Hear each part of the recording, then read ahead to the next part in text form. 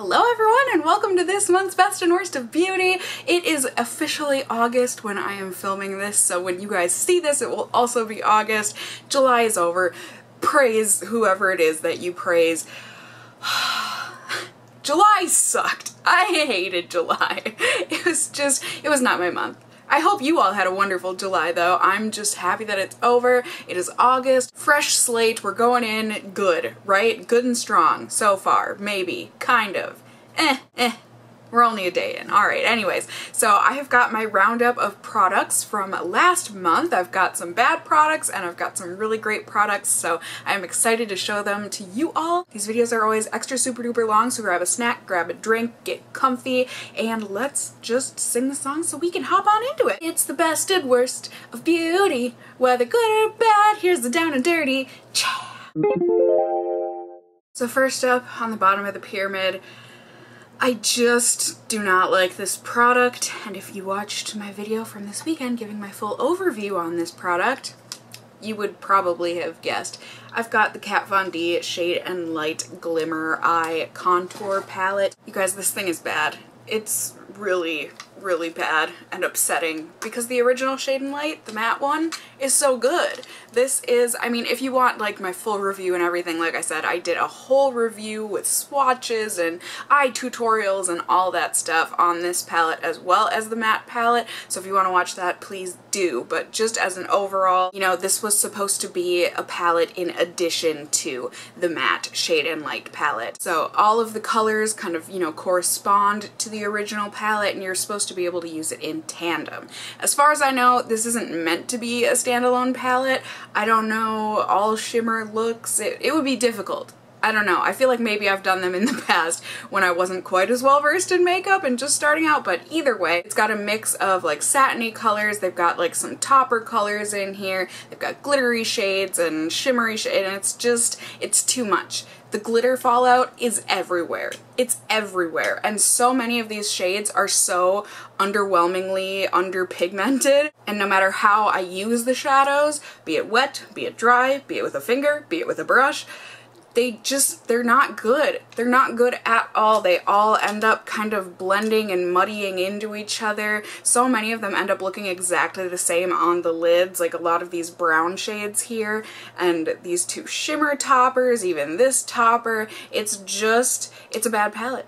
I don't like it. I don't like it at all. I don't know. A couple people on that video said they really like this palette, so I mean, I guess, you know, if you're interested, it might be worth going and giving a swatch, but I just can't handle the amount of work that this palette takes to create any sort of a look. I did put some of it on my eyes today just because I like to do that for you guys so you can kind of, you know, see the products. But overall, with the amount of work that it takes to use that palette and then just the mess that it makes on the eyes and then also on your cheeks, because the fallout even throughout the day is horrendous. It's just, you will have glitter on your face at all times. Not just on your eyes, on your face as a whole. So I personally would not recommend that palette. It is limited edition, so if you are curious about it or if you do want to get it, I would get it while you can, but in my opinion, I just don't think it's worth anybody's money. Next up on the bottom of the pyramid here is a product that's just kind of okay. It's just kind of It's a gold eyeliner. It's from Tarte. This is the Tarte Tartist Clay Paint Liner, and it's just in the shade Gold. The clay paint liners come with a little brush, which is really nice. I think the brush is the only good thing about this. I was just looking for a gold liner. Like, not necessarily a sparkly liner, but like a metallic gold. I just think it's fun to wear in the summer. I don't know why I'm motioning to my eyes. I'm not wearing this today, but so I figured I would give this one a try. And like I said, it's just okay. It's better than the original black one that I tried out, that I did a whole let's test on. That one like smudges and is not good on me. This one doesn't necessarily smudge, but it kind of flakes and crumbles off. Like, I don't know how else to describe this formula other than kind of like a gold leaf almost. I don't know. You can see it's like hyper metallic and everything, right? But it's also kind of flaky. That's not really, I don't think that's really showing you, but I also just don't really like the packaging of these type of liners because you have to clean this off every single time, and it's just, I don't know, it's a lot of work, and I don't think the work that you put in is worth the product that you get out of it. Does that make sense? I mean, it applies just fine. It doesn't apply super duper pigmented. Like, I feel like you kind of have to layer it quite a bit. Can you see that maybe? How it's kind of like chunking right there. It chunks and clumps and does things that you don't want eyeliner to do throughout the day, basically. So I'm still on the lookout. If you guys have any good recommendations for metallic, gold, pigmented, stay all day type liners, I would love to know your recommendations. Like I said, this one just didn't cut it for me. So moving on, third product on the bottom of the pyramid here is something that I've been experimenting with, and I'm surprised I like it as much as I do. It's not the best foundation out there, but like I said, I'm surprised. I actually kind of like this. This is the Tarte Confidence Creamy Powder Foundation in the shade Fairlight Neutral. Got a bit unlucky, and mine is really not glued in there well at all. So that is unfortunate, but I tried this out in a full face first impressions for Tarte video. Well, on Tarte. It wasn't for Tarte. It wasn't sponsored or anything like that, but this is a powder foundation, and they recommended that you use it wet, and I thought that was very intriguing because when you do it dry, it's very, very much a light coverage. Like, you barely get any coverage at all, but when you do it wet with like a wet beauty sponge, it gives a really nice look on the face. I know there's a few people that think this foundation looks horrible on me, but I got a lot of compliments as well when I wear this. It just looks very light and natural. It's a fairly matte finish, I would say, and it just wears decently. It doesn't wear great. I'm very curious to wear this in like the fall and winter, because during the summer here, it really wears off really badly, like in my T-zone area where I get the oiliest and I get the sweatiest. So I think that might be one of the main factors. I've tried this out with a bunch of different primers and it just doesn't do great, but it does okay. Not great, but it does okay. Now, would I ever buy this full price because I got it like with a deal and everything? I don't think so. I don't think so.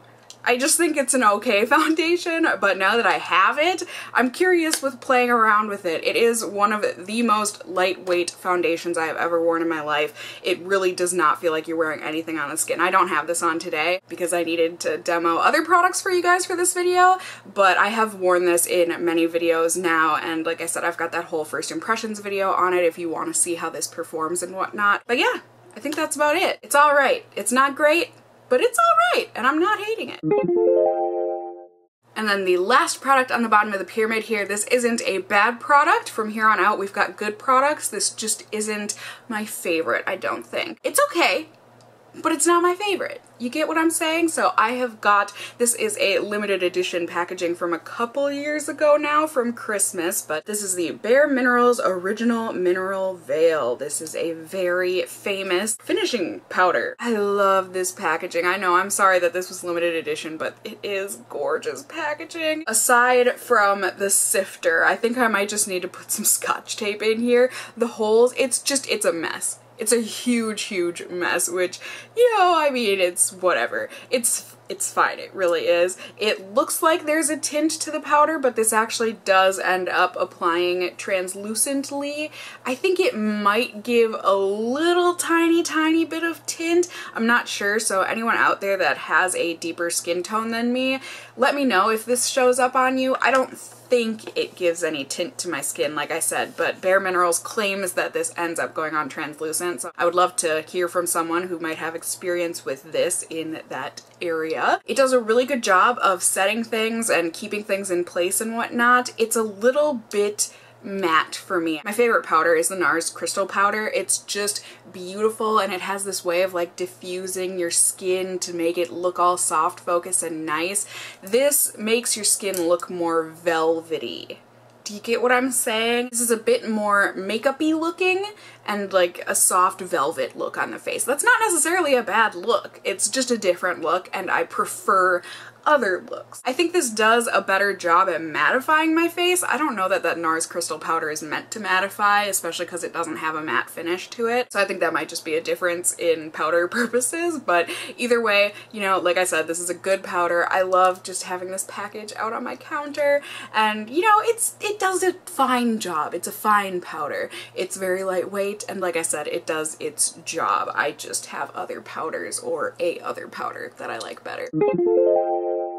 Next up on the pyramid, I'm actually surprised about this one here. We're moving on to the second tier. I've got a product that I didn't think I was ever going to end up using up, but I'm actually almost done with this. I've got the Fresh Sugar Nude Tinted Lip Treatment. As you can see, I've just got a little tiny baby nub here. This is just one of their deluxe sample sizes. I adore this formula, you guys. Fresh Sugar lip treatments, they really are my absolute favorite lip balm in the world. They're the best. They're very expensive, but not only is the actual product luxe, but the packaging is luxe. It's like this nice tin type thing, and it's a like twist on, so you know that in your purse it's going to be nice and secure, the lid's not going to pop off. The only like downside is that if you do have it in your purse, if it's warm out like it is now, that's why this looks an absolute mess, is because these get really melty. I've never had one like pool out or anything, but they do get very soft. They've got a delicious vanilla-y, lemony type scent to them, but they don't really taste like it, so you don't have to worry about that. They've got loads of different shades, and this nude one is kind of like a peachy nude. I've got it on today. You can hardly see this on my lips,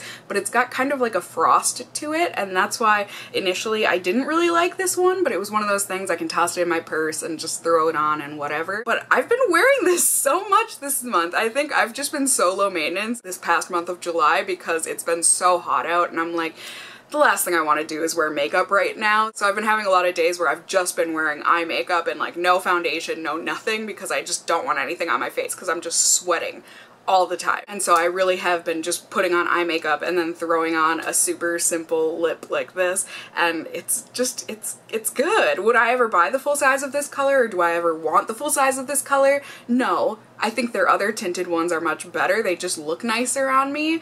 But like I said, I mean, I've been wearing this and I'm almost out of it. So that has to mean something, right? Like, it's just so smooth and creamy and delightful, and it stays on a pretty decent amount of time. I would say these lip balms last on the lips maybe 3-4 hours for sure, like the actual tint of it, but your lips end up staying hydrated for at least like 5 or 6 hours afterwards. So these are just, they're great. They're stupid expensive, but they're really great lip balms. And next up on the pyramid here is a primer that I have been testing this month, and I know a lot of you are probably going to think that this should have been on the top of the pyramid because I'm pretty sure this was the only product that got a full PAWS 5 out of 5 star paw rating. But I mean, the performance of it and everything is still 5 star to me. It's the fact that I'm scared of the long run with this product. So this is the Guerlain L'Or Radiance Concentrate with Pure Gold. This is a primer from Guerlain. I did a whole Let's Test video on this, so if you want to watch that, see how it performs, you can go ahead and watch that for sure. I always, you know, throw cards up in the corner when I can and have things linked down below. I love their Meteorites Pearls primer. It is my favorite primer, hands down. So I was excited to get this in the, what was it called, like the Sephora Luxe Playbox or whatever, and I was excited to try this out because a lot of YouTubers rave about this primer, and since I already liked a Guerlain primer, I was like, maybe I'll get on with this one as well. But the thing is, this stuff smells like hand sanitizer, and alcohol is one of the main ingredients in this. A lot of people I feel like on YouTube that talk about it, they're like, oh yeah, I love it because it feels like my skin is tightening and like it's getting firmer. But I think that's just your skin drying out from the alcohol. I could be wrong, but it worries me. Like said, this performs fantastically as a primer. It really, really does. It's just the fact that I'm scared of using it long term. So I'll probably use this one up, but I wouldn't ever buy the full size. I know tons of people who this is their holy grail primer. I'm just scared of it. Like I said, because of the alcohol. I've already got wrinkles starting and everything on my forehead, so anything I can do to make my skin age not quite as much, I try to do. And I know that alcohol is supposed to age your skin really bad. So that's the reason why this is so far down. Like I said, it performs fantastically, but I just don't know that in the long run it's worth it. How have I been talking for 22 minutes already? You guys are getting a very edited version, I'm sure, but either way, next up on the pyramid here, I have got a product for one of you all, so thank you so much for this. This is one of the Urban Decay Afterglow highlighters. It's in the shade Aura, and when I first looked at it, I was like, how is this a highlight though? Because in the pan, it just looks like a straight up pink. It's very hard to see like the duochrome-esque quality to this until you put it on your cheeks. I get so many compliments when I wear this highlighter. I think for me, it's one of those products where like I put it on and I feel fine with it. Like I think it looks nice and whatever, but then throughout the day I get so many compliments and I'm like, ooh, yeah, I love this highlighter because it brings all the compliments to my yard, you know? And these Urban Decay highlighters, I mean, I guess I've only tried this one, so I shouldn't speak for all of them, but this lasts all freaking day. It barely fades. I know it says 8 hours, but I get a good, you know, if I have my makeup on for 16 hours, this is still there at the end of the day. So it might have faded a little bit, but not bad. It's silky. It's a bit, it's not rough and it's not chunky, but you know, it's not the smoothest powder I've ever felt. But you know, with a highlighter, you don't technically need it. I don't know. It doesn't feel the best. It blends beautifully though on the cheeks. Like I personally like to do it with a finger first to get a ton of pigment out of it, and then with a brush I just kind of blend it and diffuse it out, and I think it just blends gorgeously. It's one of those ones that just kind of melts into the skin and everything, and I love the magnetic closure. It's so nice. I wish these, I mean, it's not the biggest deal in the world, but I wish there was a mirror in here. There's not, but oh, that magnetic, I would rather have a magnetic closure than a mirror. I will say that. So I have really been enjoying this highlighter, and like I said, I've been getting a lot of compliments on it, so that makes me feel really awesome too. Now moving on up, second to the top tier of the pyramid, I've got another eyeshadow palette for you guys. So can you guess what it is? The other eyeshadow palette that I've been reviewing this month. So this is the original Kat Von D Shade and Light Eye Contour palette. So this is an all matte palette. Like I said, when I reviewed the Glimmer palette, I did include this one in there as well. So if you want the full cost breakdowns and the swatches and the tutorials and everything, definitely check that video out. But this is an OG palette, I feel like, here on YouTube. So I feel like a lot of people definitely already know about and own this palette. There were a few people that said, you know, they haven't bought it yet either, so that made me feel better. The packaging has been reformulated since it originally came out, so now it's got this nice raised lettering and it's plastic instead of cardboard. Some people like that, some people don't, but either way, the shadows are so nice in here. They are super smooth, they're very blendable on the lids. I feel like there's a couple shades that can look a little skippy, like this black. This is not the best black in the world, honestly. It can be pretty skippy on the lids, and it's really not a black color. It's more of like a charcoal-y slate gray kind of a color, which I think is, like, I don't know, when I think of Kat Von D, I think of her black winged eyeliners. Something in my head, I'm like, I feel like she would give a better black than what's in this palette, but you know, it is what it is. I love that the quadrants, I mean, people got on me about that in my last one. I think you can call these quadrants because 1, 2, 3, 4, there's a triad of quadrants. You get what I'm saying? So I'm gonna call this a quadrant personally, but there's 3 quadrants here, and I love that they can work separately. So like you can just use this quadrant and it'll look beautiful, but you can also combine it with colors from the other quads. It's just a really good versatile palette because it's got the warm quad, it's got the neutral, and it's got the cool. Like it all works together, and it's beautiful if you need, well, not only does this work on its own, like if you just like all matte looks, but it's also great if you need like a supplementary palette, like if you've got a lot of shimmers and that sort of a thing and you feel like you're missing transition shades and whatnot. This is a great one to have because, like I said, it's got all different kinds of tones in here. I think it's one of those palettes that's just like super versatile to have in your arsenal, you know? And it's got a super nice big mirror in here, so that's nice as well. And second to the top on the pyramid this month, I have a blush, you guys. I have a blush, and I just think it's so pretty. It's such a nice tangerine-y, watermelon-y, coral. It's just perfect for the summertime. Can we get a round of applause here for the Balm's In-Stain Blush? This is the shade Swiss Dot, and I had gotten this a very long time ago in a Birchbox when I was subscribed way back when. Just the cutest little sample. I know a lot of people hate these because like the actual powder is really tiny and like getting your blush brush in, it is kind of a pain in the butt, but you know, you make it work, or you can make it work. Some people just decide to give this to somebody else. I have been making it work. I love that it's a little magnetic closure. I just think these are the cutest little things. I really do. I think they're darling. This blush, it's a good blush, you guys. It is pigmented, so you do have to be a little careful with it. I mean, if you have fairer skin like mine, or lighter skin, I guess. But it's nice and soft. It is so blendable. Like, this is the same type of blendability as the Urban Decay highlighter in that it just kind of like melts onto your cheeks and just melds with everything. And this looks beautiful on top of that Urban Decay highlighter. This combo has just been giving me and my cheeks so much life this past month. It is, it's just heaven. I love the way that it looks, and this blush lasts all day, no problems. It's a really good blush formula. The Balm, they make a killer blush. They make killer products in general, and this blush is no exception. I really like it.